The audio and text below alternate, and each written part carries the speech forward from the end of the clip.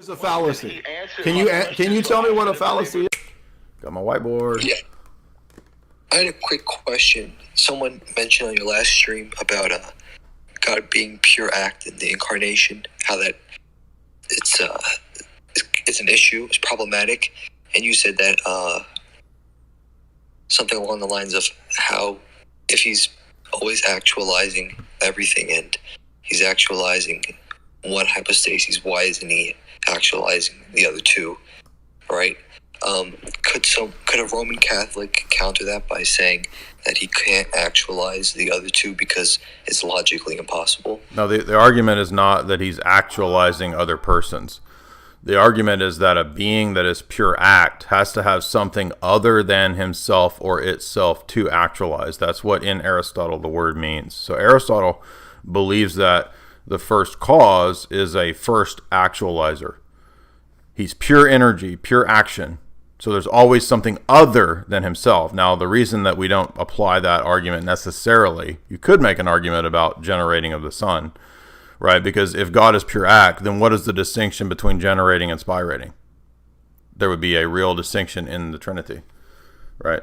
But this is just to speak of God in essence, definitionally, God via substance as pure act. And the problem is that in Aristotelian philosophy, pure act means that he's eternally pure act. He's always pure act. To act means to actualize. He's not actualizing himself. So Aristotle said he's always actualizing the other, something other than himself. So the argument is not about other persons. It could be, but it's not about that. It's about creation. Aristotle believes that there's an eternal prima materia, prime matter, that the first actualizer is eternally actualizing. Does that make sense? Yes, because if that's what he is by definition, it's going to necessitate him actualizing something from all eternity. Correct. Yeah. Yeah. So there's never a time when he wasn't actualizing creation, and then he changed to become the actualizer of creation. That would mean, right, if that happened, that would mean he has potentia. And in Roman Catholic theology, in terms of especially Thomism, but generally speaking in Roman Catholic theology, God has absolutely no potentia, no active or passive potentia in any sense at all, period.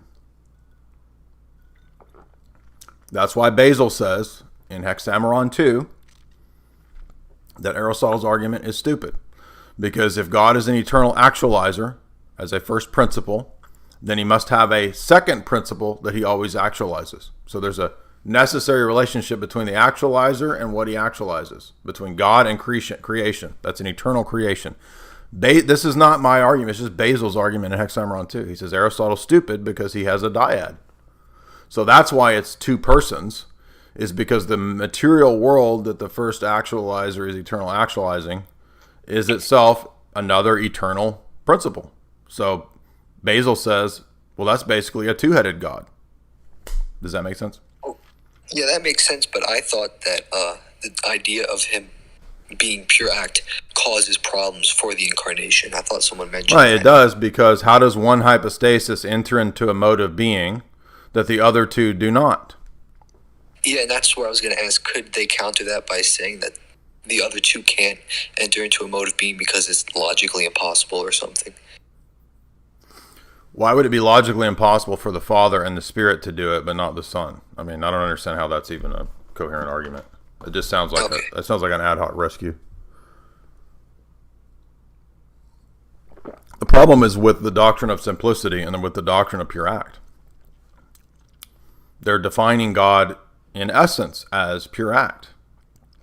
St. Maximus does not define God in his essence as pure act. He defines God as pure act in contrast to creatures, but in essence we do not know what he is. So they collapse the two distinctions. They collapse economia into theology proper. Do you understand? Yes. And yes, you could take the pure act simplicity argument will apply to any level of distinctions in God if you wanted to, right? So in other words, we could apply it to the distinction between generating and spirating. Is that a real distinction? Sure. Okay. Then is it something that's in the essence? How is God pure act if there's two different things going on in God? Right, and then their other doctrine of absolute divine simplicity probably doesn't even allow for distinction. What do you mean their other doctrine? Well, if God is absolutely simple, how can he have distinctions within himself, right? Right. So, in other words, modal collapse argument does point out problems in any attempt to make distinctions in God that are only virtual, nominal, or conceptual. Okay. Right. The distinction between generating and spirating is not virtual. It's not nominal. It's not conceptual. It is, but it's you can conceptually distinguish because it's really distinguished. This is the whole paper cat epinoia that Bradshaw has.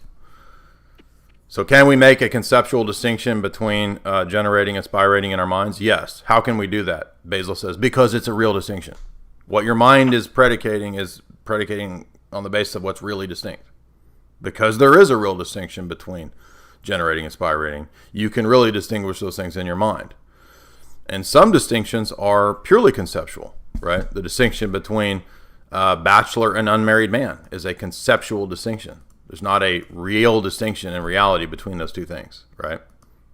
But in our mind, we can distinguish them linguistically. But there is a real distinction between the Son and the Spirit, because there's a real distinction between generating and spirating. Okay, so is that an action of the essence or an action of the persons? Well, it's an action of the person of the Father. That's why you have to begin your Trinitarian theology not with the essence of God, but with the person of the Father. And that's what the Cappadocians do. So the Roman Catholics just simply don't accept Constantinople I and the Cappadocian teaching. And they think they do. They can say all day long that they do. But in fact, they don't. I'm almost done with this whole PhD thesis on that very topic. Right?